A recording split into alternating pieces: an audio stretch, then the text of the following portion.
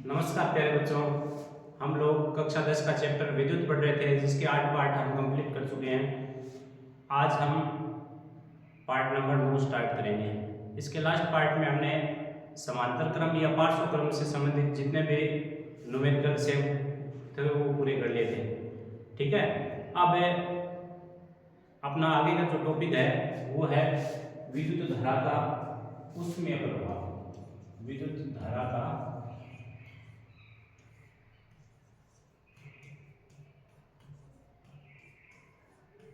उष्मीय प्रभाव, या इसको बोलते हैं विद्युत धारा का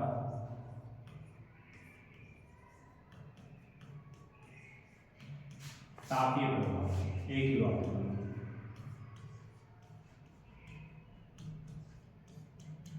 विद्युत धारा का उष्मीय प्रभाव या विद्युत धारा का तापीय प्रभाव।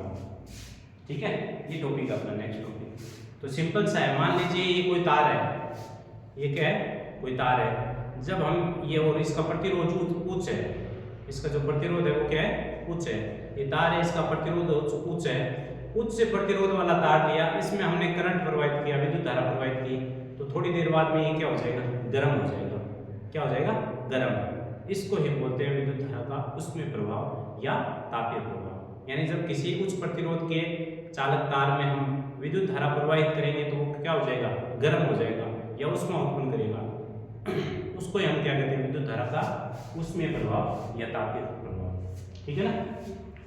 तो मान लो ये अपने प्रतिरोध लिया, उच्च प्रतिरोध वाला तार लिया, ये तार लिया, ठीक है, इसका प्रतिरोध है उच्च प्रतिरोध है, और इसमें जैसे विद्युत धारा प्रवाहित की तो ये क्या हो जाएगा, धीरे धीरे गर्म हो जाएगा।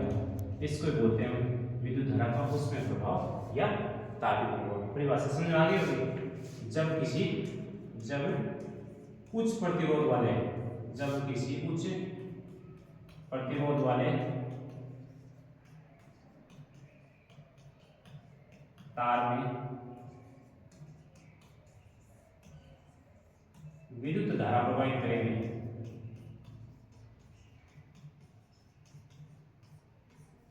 तो क्या हो जाएगा, गर्म हो जाएगा, या उसमें क्या उत्पन्न हो जाएगी, ऊष्मा उत्पन्न हो जाएगी। इसको हम विद्युत धारा का उष्मीय प्रभाव या विद्युत धारा का तापीय प्रभाव बोलते हैं।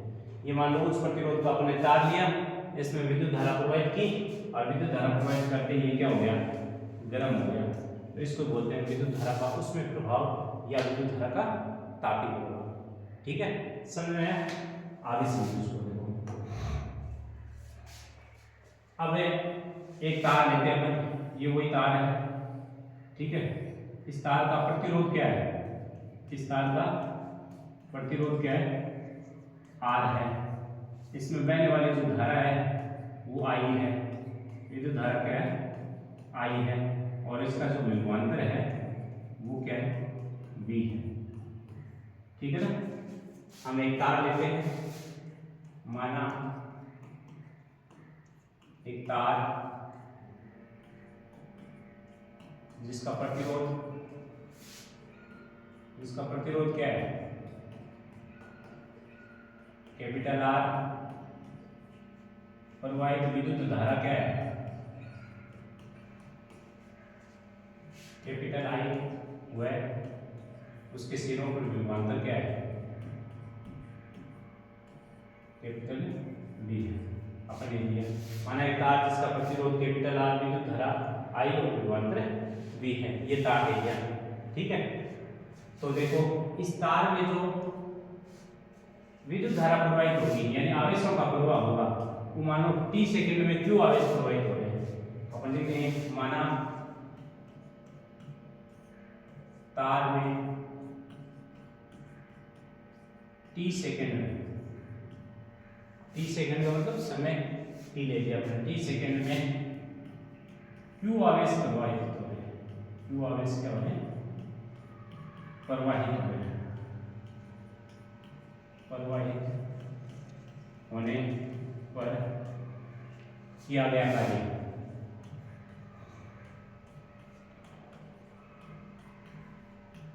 किया गया कार्य W। ठीक है ना। पहले तो सिंपल परिभाषा आ गई विद्युत धारा का तापीय प्रभाव, सिंपल सी है। कोई उच्च प्रतिरोध का तार है, उसमें विद्युत धारा प्रवाहित करेंगे तो क्या हो जाएगा, गर्म हो जाएगा, तो उसको बोलते हैं विद्युत धारा का तापीय प्रभाव या ऊष्मीय प्रभाव। फिर अपन ने जो तार लिया है, उस तार में माना उसका प्रतिरोध R है, उसमें बहने वाली धारा I है और उसका विभवांतर V है। इस चीज हमने लिख दी, माना एक तार जिसका प्रतिरोध R, विद्युत धारा I और विभवांतर V है। अब उस तार में t सेकंड में, t सेकंड का मतलब कितने समय, जैसे 1 सेकंड 2 सेकंड 3 सेकंड में क्यों आवेश प्रवाहित हो रहे हैं, तो इसके द्वारा किया गया कार्य ये कितना कार्य करता है। तो आप लोगों ने जो विभव का सूत्र पढ़ा था, अब देखो यहाँ सूत्र दोबारा याद करने की जरूरत नहीं है आपको, विभव का आपने सूत्र पढ़ा था, मैं यहाँ बता देता हूँ आपको। विद्युत विभव का आपने सूत्र पढ़ा था, विभव याद है क्या, विभव क्या बताया था हमने, इकाई धनावेश को या इकाई आवेश को अनंत से किसी बिंदु तक लाने पर किया गया कार्य। इकाई के बाद में कौन आ गया, आवेश, इसका मतलब आवेश कहाँ जाएगा, बट्टे में, और लाने में क्या किया गया है, कार्य। तो विभव को अपन ने V से दर्शाया था, कार्य को W से और आवेश को Q से। ये सूत्र अपन ने पढ़ा था पहले, आपको याद है तो कार्य ग्राफ क्या फॉर्मूला हो जाएगा आपका, यहाँ Q इंटू V या V इंटू Q। V तो है कि Q इधर किस में है, भाग में, पक्षांतर करेंगे तो किस में आ जाएगा, गुणा में, तो सूत्र बन गया W बराबर Q इंटू V। तो इसके द्वारा Q आवेश अगर प्रवाहित हो रहे हैं तो इसके द्वारा कितना कार्य किया जाएगा, W बराबर Q इंटू V। कितना करेंगे, Q इंटू V। समझ में आ गया। इसको नाम दे देते हैं समीकरण नंबर 1। क्या नाम दे दिया, समीकरण नंबर 1। समझ में आ गया। अब है विद्युत धारा के, विद्युत धारा के सूत्र से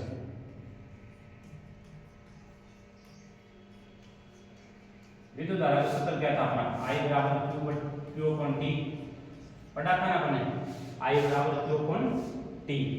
तो Q बराबर क्या फॉर्मूला बन जाएगा अपना, I इंटू T, बना के नहीं, I इंटू T, Q बराबर हो गया I इंटू T। इसको मैं नंबर दे देता हूँ समीकरण नंबर 2, ठीक है।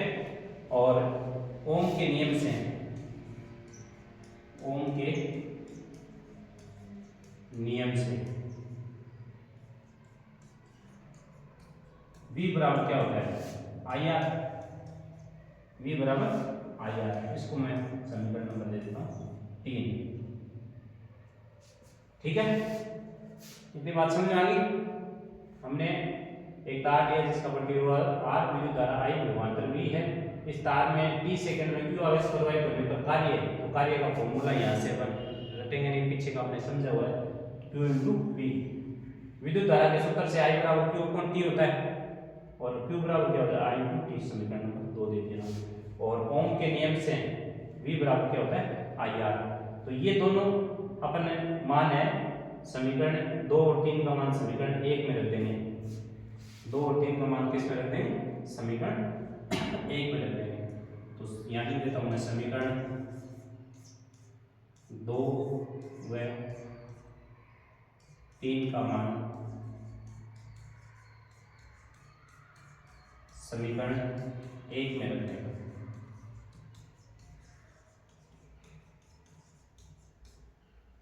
एक में रख देता हूँ, यहाँ लिखता हूँ, एक में रखूंगा तो एक क्या है, Q इंटू V, W बराबर, तो W बराबर क्या हो जाएगा आपका, ये अगले पेज पे चलते हैं, चलो अगले पेज पे चलते हैं,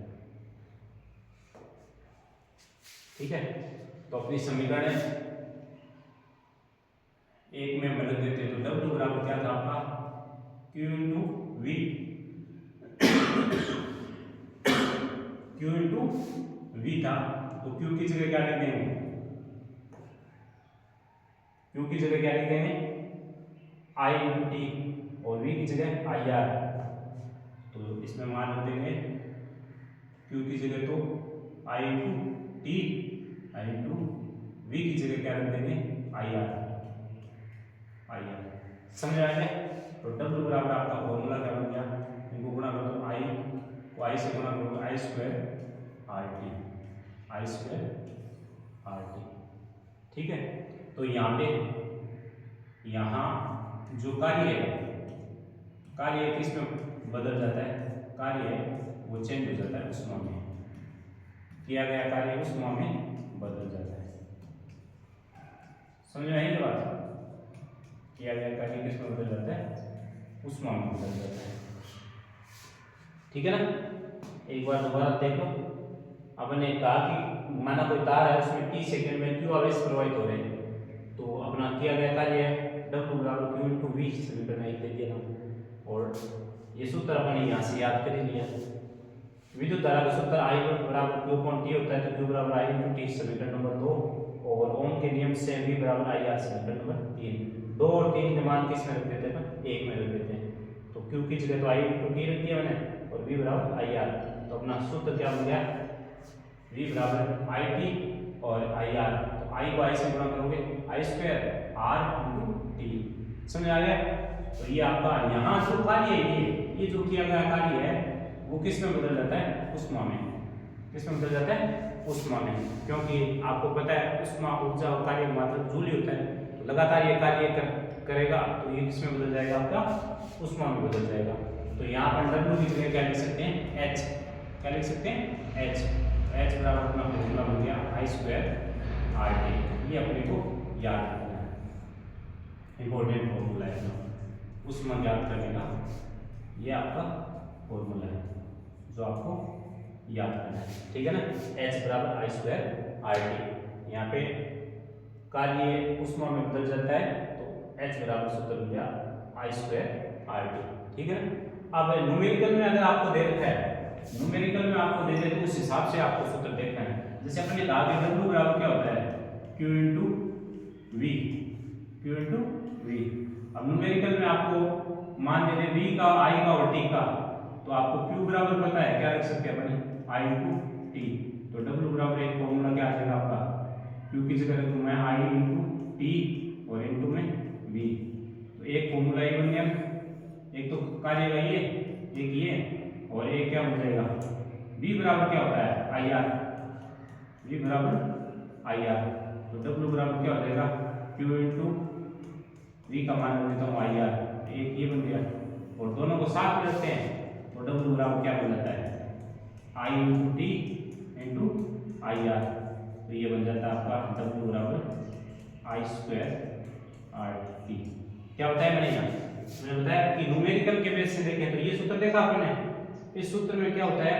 Q की जगह I इंटू टी और गुणा में क्या है? V। अगर आपको पेपर में I का मान दें, T का दें और V का दे रखा है, तो आप ये सूत्र लगा सकते हो।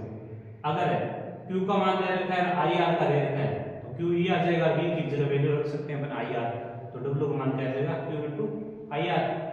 ठीक है? और अगर सारे मान दे रखे तो W बराबर आई स्क्वायर आर टी। तो ये कार्य किस में बदलता है? उसमें बदल जाता है। तो H बराबर फॉर्मूला बन जाता है अपना आई स्क्वायर आर टी। समझ रहे आप? अब चलते हैं आगे। अब इन सूत्रों से अपने को क्या पता चलता है कि उष्मा का मान है H बराबर आई स्क्वायर, H बराबर आई स्क्वायर आर टी।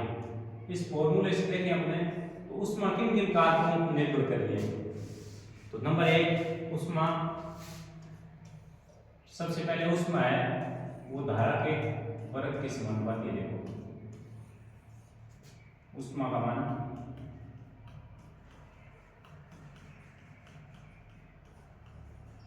धारा के वर्ग के समानुपाती है।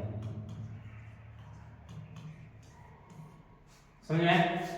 उष्मा का मान इस सूत्र से अगर देखें तो ये H है, इस H का मान धारा के स्क्वायर है ना, स्क्वायर में वर्ग के समानुपाती हो जाए, पहली बात। अब यहाँ पढ़ रहे हैं कि ये उष्मा किन किन कारकों पर निर्भर कर रही है? उष्मा की निर्भरता, ये पढ़ रहे हैं कि उष्मा किन किन कारकों पर निर्भर कर रही है। ठीक है? तो सबसे पहले आ गया कि उष्मा धारा के वर्ग के समानुपाती हो गई। उष्मा का मान है धारा के वर्ग के क्या होता है? समानुपाती होता है। ठीक है? दूसरी बात क्या है यहाँ कि उष्मा का मान है प्रतिरोध के समानुपाती होता है। उष्मा का मान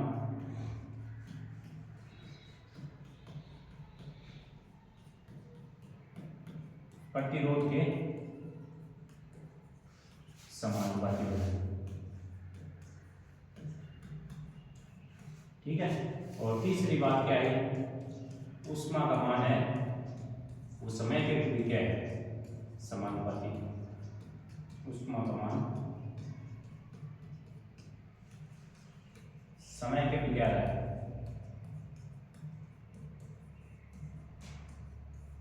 समानुपाती है कि नहीं। ऊष्मा का मान किसके, समय के भी समानुपाती है। तो अपन कह सकते हैं कि ऊष्मा है इन तीन कारकों पर निर्भर करती है। ऊष्मा का मान धारा के वर्ग के समानुपाती हो गया, ऊष्मा का मान प्रतिरोध के समानुपाती हो गया, ऊष्मा का मान समय के समानुपाती हो गया। समानुपात से समझ रहे हो आप, ये मान बढ़ रहा है तो ये भी बढ़ेगा, ये अगर कम हो रहा है उसी अनुपात में कम होगा। या धारा के वर्ग के समानुपाती होता है, या सीधे प्रतिरोध के समानुपाती रहता है, या समय के समानुपाती। अगर अपन समय बढ़ाएंगे, मान लो एक पंखा चल रहा है 1 घंटे और एक पंखा चल रहा है 12 घंटे, तो समय 12 घंटे चलाएंगे, जिस पंखे को वो ज़्यादा गर्म होगा नहीं, ज़्यादा ऊष्मा देगा, तो समय के समानुपाती हो गया। इसी प्रकार से मान लो कोई तार ले रहे हैं, उसका प्रतिरोध ज़्यादा होगा, प्रतिरोध ज़्यादा होगा तो धारा को रोकेगा तो ज़्यादा गर्म हो गया, प्रतिरोध के भी समानुपाती हो गया। और धारा जितनी ज़्यादा बढ़ाएंगे, धारा जितनी ज़्यादा होगी तो चालक तार गर्म हो गए वैसे ही, तो धारा के वर्ग के भी समानुपाती होते हैं ऊष्मा का मान। तो ये ऊष्मा की निर्भरता थी। और इन तीनों नियमों को मिला के ही और बोलते हैं जूल का तापन नियम। जूल का तापन नियम। अगर आपसे पूछ ले जूल का तापन नियम क्या है, तो यही जूल का तापन नियम, H बराबर I² RT, यही जूल का तापन नियम। यानी H का मान धारा के वर्ग के समानुपाती होता है, प्रतिरोध के समानुपाती होता है, ऊष्मा का मान समय के समानुपाती। इसको बोलते हैं जूल का तापन नियम। तो सीधा प्रश्न पूछ सकता है आपसे, जूल का तापन नियम बताइए। जूल का ये आपके तापन नियम हो गया, ठीक है ना, ये आपको ध्यान रखना है। अब इसका एक एग्जाम्पल है, वो देखिए आप। एग्जाम्पल अपने को क्या दे रखा है, ये जो अपन ने न्यूमेरिकल अभी पढ़ा है ना, डेरिवेशन, इसका न्यूमेरिकल है ये। क्या दे रखा है आपको, 11.11 एग्जाम्पल है कि 4 ओम प्रतिरोध, इसका मतलब अपने को प्रतिरोध का मान कितना दे रखा है, R का मान 4 ओम से प्रति सेकंड है। प्रति सेकंड का मतलब समय t दे रखा है 1 सेकंड, प्रति सेकंड का मतलब 1 सेकंड। 100 जूल ऊष्मा उत्पन्न हो रही है, इसका मतलब S दे रखा है आपको कितना, 100 जूल। 100 जूल ऊष्मा उत्पन्न हो रही है, तो प्रतिरोध के सिरों पर अपने को विभवांतर का मान ज्ञात करना है। किसका मान ज्ञात करना है, अपने को V का मान ज्ञात करना है। उस चालक के सिरों पर कितना विभवांतर उत्पन्न हो रहा है, ठीक है। R दे रखा है, T दे रखा है, S दे रखा है, V ज्ञात करना है। तो V कहीं रिलेटेड है I से, तो अपन सूत्र लगाते हैं ऊष्मा वाला। कौन सा सूत्र लगाते हैं, ऊष्मा वाला। H बराबर क्या सूत्र होता है, I² RT होता है कि नहीं। अब अभी निकाल के H का मान दे रखा आपको कितना, 100 जूल। I का मान अपने को पता नहीं, ज्ञात करना है। R दे रखा आपको कितना, 4, और समय दे रखा आपको 1 सेकंड। तो 100 ये जूल है, I का मान अपने को पता नहीं। 4 को 1 से गुणा करोगे तो 4, इधर 4 किस में, गुणा में, पक्षांतरण करोगे तो भाग में आ जाएगा नहीं, तो 4 भाग में आ गया इधर, बराबर I², ठीक है। 100 में 4 का भाग लगाएंगे तो कितने बार जाएगा, 25 बार। I² बराबर कितना आ गया आपका, 25 आएगा नहीं। अब स्क्वायर हटाते हैं तो क्या आता है सामने, रूट आता है। स्क्वायर हटाएंगे तो सामने क्या आएगा, रूट। और 25 का रूट कितना होता है, 5। और धारा का मतलब एम्पियर। धारा कितनी आ गई, 5 एम्पियर, ठीक है। अब विभवांतर पूछा है, तो ओम के नियम से, ओम के नियम से V बराबर क्या होता है, IR। तो V पूछा अपने से, तो I को कितना आ गया, 5 एम्पियर, और प्रतिरोध दे रखा अपने को 4 ओम, तो कितना विभवांतर आ जाएगा, 20 वोल्ट। कितना आएगा, 20 वोल्ट। सामान्य सर्किट में अपने प्रतिरोध है 4 ओम दे रखा, 1 सेकंड है, प्रति सेकंड में 1 सेकंड, 100 जूल ऊष्मा निकल रही है। तो विभवांतर पूछा है, प्रतिरोध के सिरों पर विभवांतर का मान। तो R बराबर कितना दे रखा है, 4 ओम, T बराबर 1 सेकंड, ऊष्मा 100 जूल दे रखी है, V का मान पूछा है। तो अपने सूत्र दिया H बराबर I² RT। H की वैल्यू 100 है, I का मान आई स्क्वायर याद करना है, 4 इंटू 1 4 को 1 से गुणा के 4, ये गुणा में है तो किसमें आ गया भाग में, ठीक है। पर 100 में 4 का भाग हो गया 25 और आई का ये स्क्वायर हटाएंगे तो रूट आ गया, 25 का रूट कितना होता है 5, तो आई की वैल्यू कितनी आ गई 5 एम्पियर, ठीक है। ओम के नियम से भी बराबर क्या होता है आई आर, तो आई का मान 5 एम्पियर रखिए और आर कितना है 4, तो वी बराबर कितना है 20 वोल्ट, ये आपका न्यूमेरिकल था, ठीक है। तो ले लीजिए इसका स्क्रीनशॉट।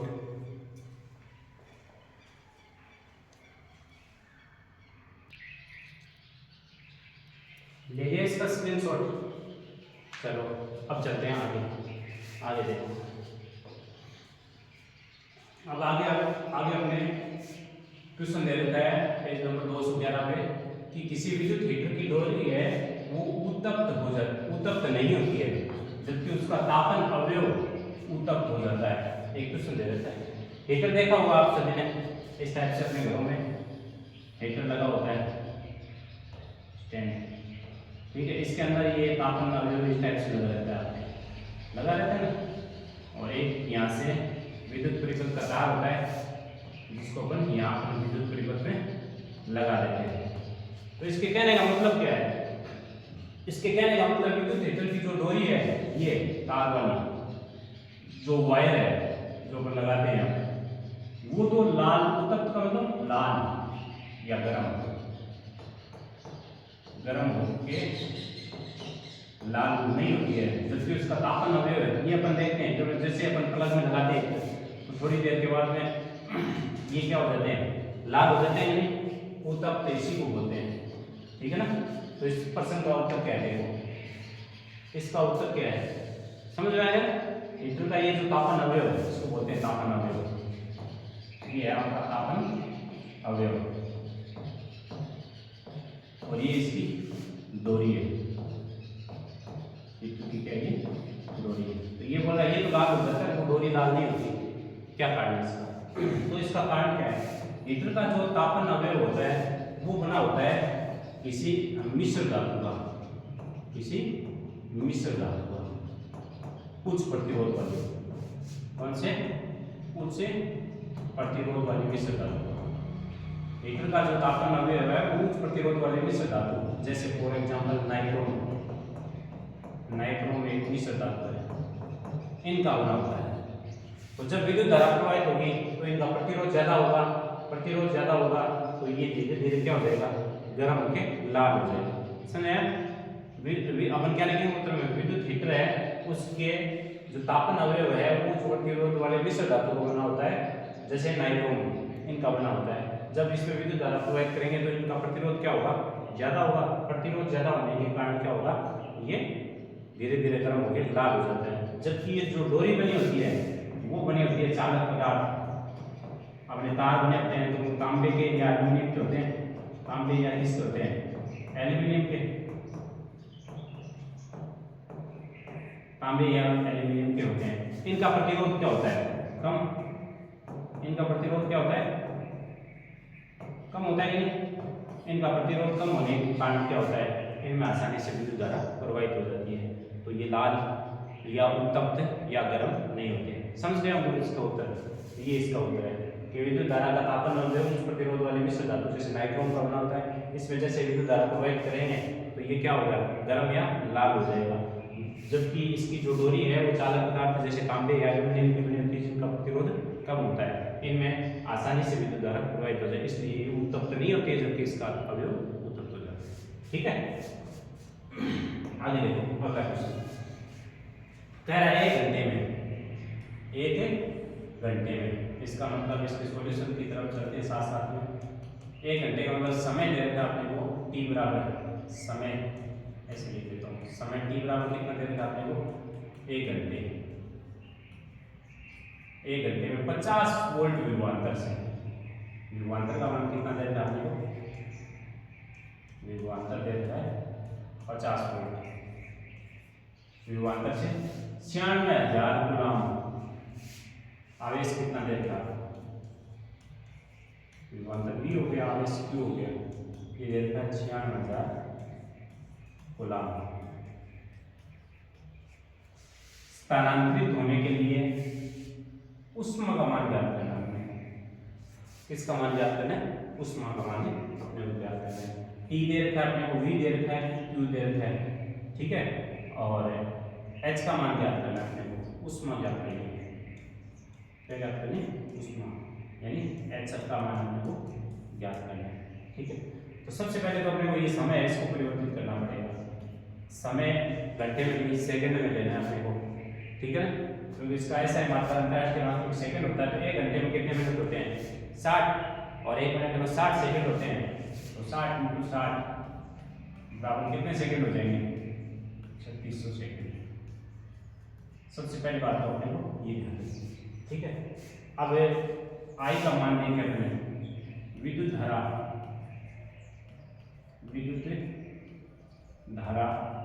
आई बराबर क्या सूत्र होता है? Q/T। तो आई का मान कितना दे रखा है? Q का मान दे रखा है 96,000, ठीक है, बट्टे T का मान कितना दे रखा है? 3600 सेकंड दे रखा है। अब अपने ऊष्मा बराबर सूत्र क्या होता है? ऊष्मा बराबर H बराबर क्या सूत्र होता है? IT × V। IT × Q की जगह अपने रख दिया IT × V। I की वैल्यू दे रखी है, T की वैल्यू दे रखी है, V की दे रखी है, तो अपन ऊष्मा का मान निकाल लेंगे। I का मान दे रखा है आपको 96,000/3600 इंटू T कितना दे रखा है? 3600 सेकेंड दे रखा है, और V कितना दे रखा है? V दे रखा है 50 वोल्ट। समझ आया क्या? आपको यहाँ से मैंने 3 सूत्र बताए थे ऊष्मा वाले, याद है तो एक बार यहाँ बता रहा हूँ आपको कि हमने W बराबर या H बराबर, W बराबर हमने क्या किया था? QV, Q × V। तो अगर Q का मान रख देते हैं तो W बराबर क्या होता है? IT × V। बताया था ना, ये W ऊष्मा में बदल जाता है तो H बराबर हो जाता है IT × V, ठीक है।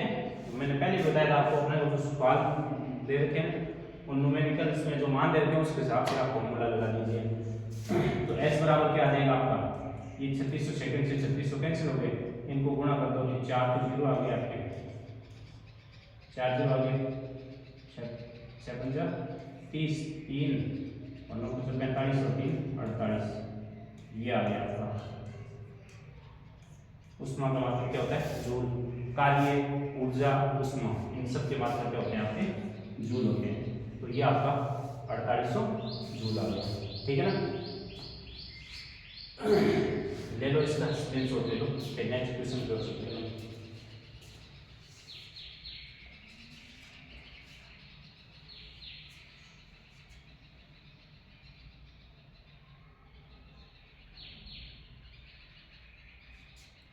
ये लिया, नेक्स्ट क्वेश्चन कर सकते हो। अगला क्वेश्चन दे रखा है अपने को, इसी पेज नंबर 211 पर 20 ओम प्रतिरोध की कोई स्त्री है जो 5 एम्पीयर की विद्युत धारा लेती है, 30 सेकेंड में अपने को ऊष्मा का मान ज्ञात करना है। क्या क्या दे रखा है अपने को? अपने को सबसे पहले दे रखा प्रतिरोध,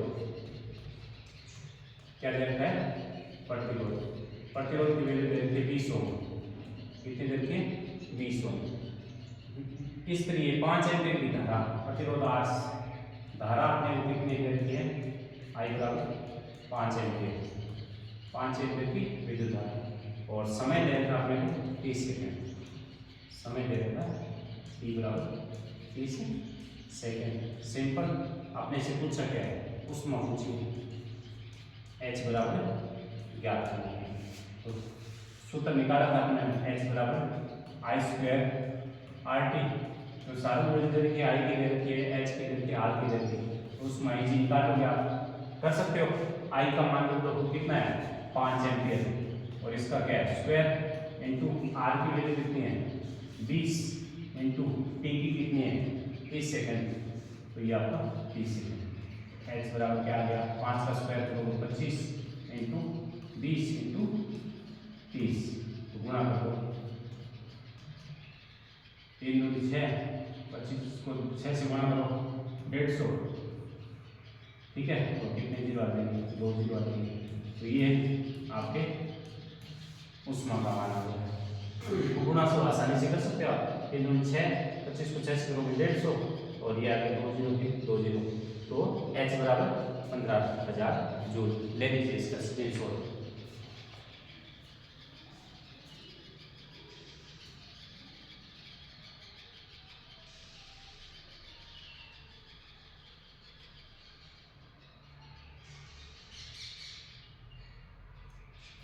ठीक है, अब चलते आगे। आगे देखो थोड़ी सी अपने को ध्यान रखना है। एक तो एक प्रश्न पूछते हैं कि विद्युत धारा के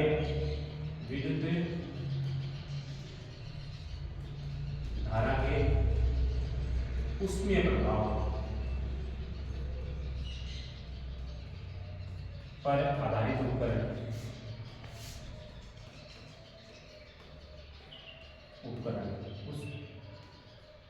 विद्युत धारा के उष्मीय प्रभाव या तापीय प्रभाव पर आधारित उपकरणों को उदाहरण दीजिए। एग्जाम्पल पूछ लेते परीक्षा में, पूछा हुआ भी है। विद्युत धारा के उष्मीय प्रभाव या तापीय प्रभाव पर आधारित उपकरणों के उदाहरण दीजिए। तो विद्युत धारा के जैसे विद्युत हीटर है, विद्युत धारा के उष्मीय प्रभाव, विद्युत इस्त्री,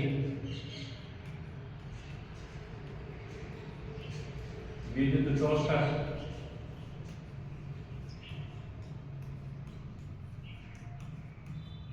इसी प्रकार से विद्युत तंदूर,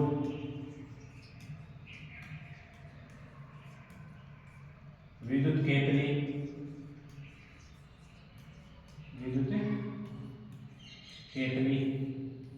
ठीक है ना। इस टाइप से आपके 2-3 उपकरण होंगे, आपका नाम याद रखने हैं, ठीक है ना। एग्जाम्पल पूछ लेते हैं परीक्षा में कि विद्युत धारा के उष्मीय प्रभाव पर आधारित उपकरण के उदाहरण दीजिए, या 2 एग्जाम्पल दीजिए। तो विद्युत हीटर दे सकते हो आप, विद्युत इस्त्री दे सकते हो, प्रेस बोलते हैं जिसको अपन, विद्युत टोस्टर दे सकते हो, ब्रेड वगैरह ये केक वगैरह पकाने में काम आता है, विद्युत तंदूर दे सकते हो आप, और विद्युत केतली दे सकते हो। ये एग्जाम्पल आपसे पूछ सकता है। और इसी के साथ है एक आपसे प्रूफ में देता है कि अपना जो विद्युत बल्ब है, इस विद्युत बल्ब के अंदर जो तार लगा होता है वो टंगस्टन का लगा होता है। किसका? टंगस्टन का, जिसको W से दर्शाते हैं। उच्च गलनांक होता है इसका, उच्च गलनांक लगभग 3880 के आसपास होता है, ठीक है, उच्च गलनांक होता है। तो ये विद्युत बल्ब के अंदर उच्च गलनांक वाला एक तंतु लगा रहता है टंगस्टन का। एक ये विद्युत बल्ब होती है, उसके अंदर नाइट्रोजन और आर्गन गैस बनते हैं, नाइट्रोजन प्लस आर्गन गैस, ये अकेली होती है। ये बल्ब के अंदर गैस बनी जाती है, ठीक है ना। क्यों भरते हैं इनको? ताकि ये उस तंतु को खराब नहीं होने देती, तंतु को खराब होने से बचाती है।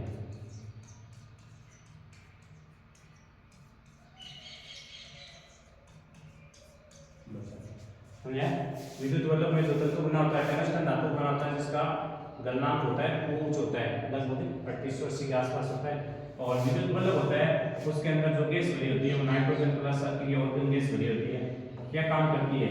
ये जो विद्युत बल्ब का तंतु उसको खराब होने से बचाती है, ठीक है। अब अपन इसको थोड़ा सा पीडीएम के बारे में से देख लेते हैं।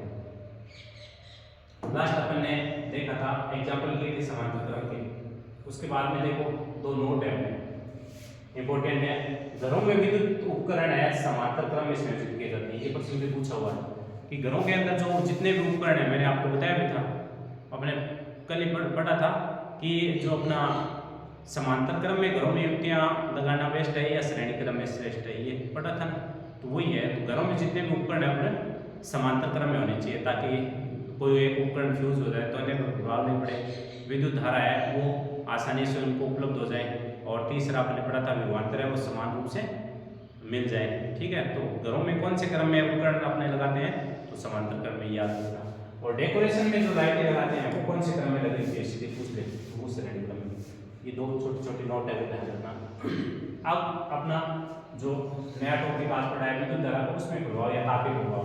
तो जो मैंने पूरा बोर्ड पे बताया उसकी कॉपी है पूरा।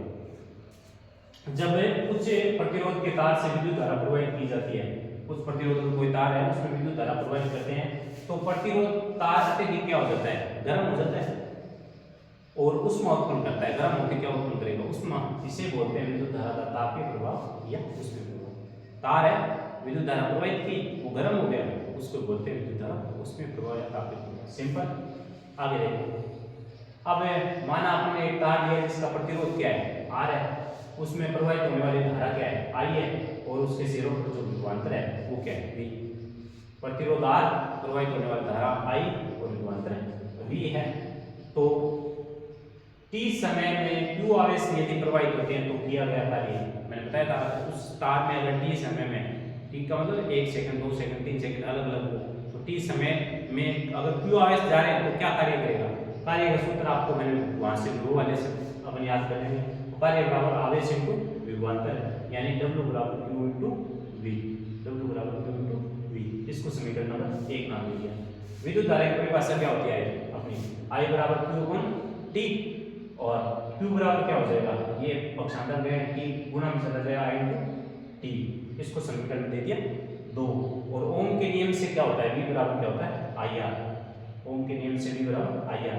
तो ये दोनों मान Q के और V के समीकरण 2 से और 3 से किस में रख देंगे, 1 में रख देंगे। तो मान आएगा आपके सामने ये समीकरण 1 में समीकरण 2 और 3 के मान रखने पर Q की जगह IT और V की जगह IR। तो I का इससे गुणा किया I square R into T। तो अपना सूत्र बन गया W बराबर I स्क्वायर RT। और यहाँ जो किया गया कार्य है ये किस में बदल जाता है, ऊष्मा में, तो H बराबर I स्क्वायर RT। ठीक है। इस सूत्र से स्पष्ट होता है कि प्रतिरोध है किसी प्रतिरोध R वाले तार में उत्पन्न ऊष्मा है निम्नलिखित कारकों पर निर्भर करती है। फिर मैंने बताया था कि ऊष्मा का मान किन किन कारकों पर डिपेंड करता है। तो नंबर 1 देखो किस पर निर्भर करता है। नंबर 1 है प्रतिरोध तार में प्रवाहित होने वाली धारा के वर्ग के समानुपाती होता है। प्रतिरोध H का मान है धारा के वर्ग के समानुपाती होता है, H समानुपाती I स्क्वायर धारा का वर्ग। दूसरी बात ऊष्मा है वो प्रतिरोध के समानुपाती होते हैं, H समानुपाती R। और तीसरी बात क्या है कि ऊष्मा तार में जो धारा प्रवाहित हो रही है उसके समय के समानुपाती होती है, H समानुपाती T। इन तीनों को मिला के अपन क्या बोलते हैं, जूल का तापन नियम। इन तीनों नियमों को बोलते हैं जूल का तापन नियम। आपसे पूछ ले तो H बराबर I स्क्वायर RT, ये जूल का तापन नियम है। फिर मैंने आपको बताया था कि ये इसको अपन 3 फॉर्मूलों में ले सकते हैं। अगर Q की वैल्यू IT रख दें तो सूत्र बन जाएगा H बराबर IT इंटू V। ये अपने को जहाँ न्यूमेरिकल करने हैं, जिस फॉर्मूले की अपने को आवश्यकता होती है उसके अकॉर्डिंग अपन काम करेंगे। फिर W बराबर QV होता है तो V का मान रखूँ IR, क्या सूत्र बन जाएगा, H बराबर QIR। और तीनों को मिलाएंगे तो तीसरा सूत्र H बराबर I स्क्वायर RT। पढ़ लिया अपन। उसके बाद में इसके एग्जाम्पल अपन ने कर लिए, ये अपन ने एग्जाम्पल कर लिए। ठीक है। नोट, कार्य ऊर्जा और ऊष्मा का मात्रक जूल होता है, ये मैंने बता दिया। तीनों का मात्रक क्या होता है, जूल। ये एग्जाम्पल भी अपन कर लिया। अब यहाँ देखो विद्युत इस्त्री, विद्युत टोस्टर, विद्युत तंदूर, विद्युत केतली, विद्युत हीटर, ये विद्युत धारा के तापीय प्रभाव या जूल के तापन नियम पर आधारित है।